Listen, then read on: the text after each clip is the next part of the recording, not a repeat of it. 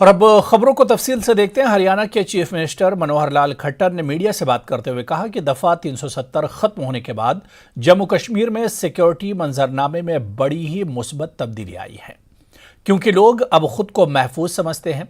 उन्होंने मजीद कहा कि जम्मू कश्मीर में सरमायाकारी के बहुत ज्यादा इम्कानात मौजूद हैं। खट्टर ने वादा किया कि हरियाणा हुकूमत जम्मू कश्मीर को एक खुशहाल यूटी बनने में मदद करेगी। एलजी मनोज सिन्हा ने जम्मू कश्मीर में आईटी सेक्टर को फरोग देने के लिए मुआहिदे पर दस्तखत करने पर हरियाणा के सीएम और हुकूमत की सराहना की। उन्होंने कहा कि मुझे खुशी है कि कटरा में ई गवर्नेंस का इतना बड़ा प्रोग्राम मुनक्किद हुआ है।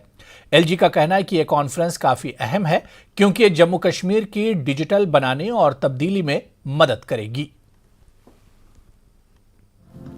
मैं 20 साल से इस प्रदेश से जुड़ा हुआ हूं और जो 20 साल के हालात उस समय थे, आप लोगों को तो शायद उसका ज्ञान नहीं होगा, लेकिन मुझे इसका ज्ञान है कि आतंकवाद से ही जूझना, आतंकवाद की ही चर्चा करना, लेकिन आज कितना परिवर्तन आया है। और खास करके 370 हटने के बाद आज यहाँ आम आदमी को जो सुविधाएं मिल रही हैं, एक विकास की जो गति बनी है, वो इसके कारण से बनी कि सब चीजें ट्रांसपेरेंट हो गई हैं।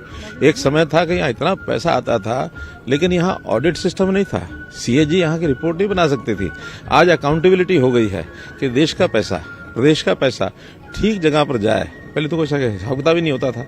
जो ये प्रदेश भ्रष्टाचार में डूबा हुआ था, नीचे जनता उस समय पिसी हुई थी, लेकिन आज जनता को राहत जो मिली है, जनता इस समय किसी प्रकार के आंदोलन नहीं होते, जैसा गवर्नर साहब ने, लेफ्टिनेंट गवर्नर साहब ने बताया है, किसी प्रकार का कोई विषय नहीं होता। तो आज लोग यहाँ के सुखी हैं, खुश हैं और वो मुख्य धारा में जुड़ करके आगे बढ़ने में ही अपना भला चाह रहे हैं। तो आपको लगता है कि जो जैसे ये कॉन्फ्रेंस हुई है, निवेश की भी बहुत जरूरत है जेएनके? निश्चित रूप से निवेश यहाँ लोग अब करेंगे। जैसे जैसे उनको लगेगा यहाँ शांति आ गई है, यहाँ निर्भय तरीके से लोग अपना रह सकते हैं। पहले तो यही खतरे बने रहते थे, निवेश डर करके लोग नहीं करते थे। अब डर समाप्त हो गया, सब हो गया। और निवेश के लिए तो अब देश भर से भी लोग आ रहे हैं, विदेशों से भी आ रहे हैं। आज हमने भी लेफ्टिनेंट गवर्नर साहब से बात की कि हरियाणा के लोग यहाँ कुछ इन्वेस्टमेंट करना चाहते हैं, तो इन्होंने कहा कि हमारे जितने भी इंडस्ट्री एरिया है, सब में लोगों को भेजिए, सब इन्वेस्ट करेंगे और हम भी आएंगे। हरियाणा के मुख्यमंत्री जी का मैं आभारी हूं।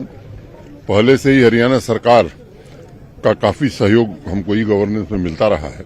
आप सबको मालूम है कि हमारी यात्रा थोड़ी देर से शुरू हुई है। अभी 225 सर्विसेज हम ऑनलाइन कर चुके हैं।